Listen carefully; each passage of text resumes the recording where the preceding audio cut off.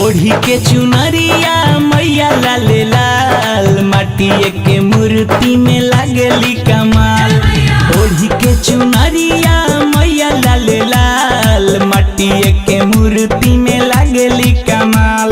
रेशम के डोरी सोने के पिरहिया, रेशम के डोरी सोने के पिरहिया, झूला तारी झुलुआ निमिये के डाल। ओढ़ी के चुनरिया मैया लाले लाल माटिए के मूर्ति में लागली कमाल। ओढ़ी के चुनरिया मैया लाले लाल माटिए के मूर्ति में लागली कमाल।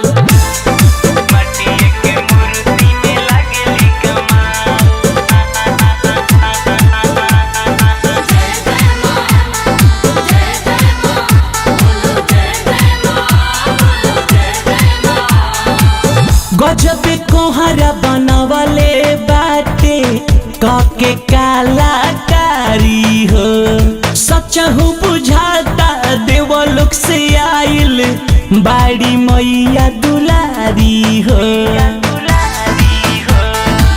गजब कोहरा बनावले बाटे काके कलाकारी हो।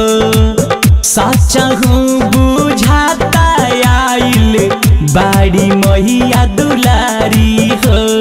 भगती में पूरा गुजे पंडाल माटिए के मूर्ति में लागली कमाल। ओढ़ी के चुनरिया मैया लाले लाल माटिए के मूर्ति में लागली कमाल। रेशम के डोरी सोने के पिरहिया, रेशम के डोरी सोने के पिरहिया, झूला तारी झुलुआ निमिये के डाल।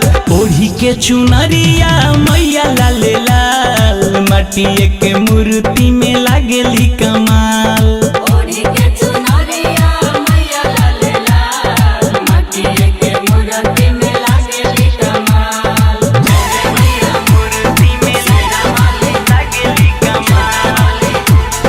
लाला वाली माटिए के मूर्ति में लागली कमाल।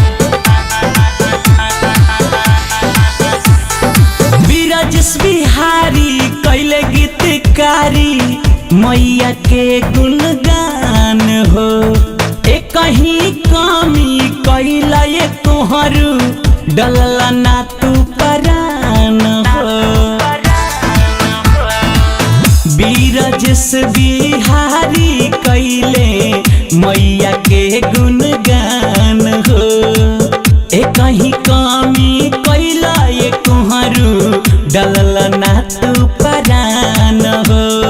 विनोद पर भात पूजा करे हर साल माटिए के मूर्ति में लागली कमाल। ओढ़ी के चुनरिया मैया लाले लाल माटिए के मूर्ति में लागली कमाल। रेशम के डोरी सोने के पिढ़ैया, रेशम के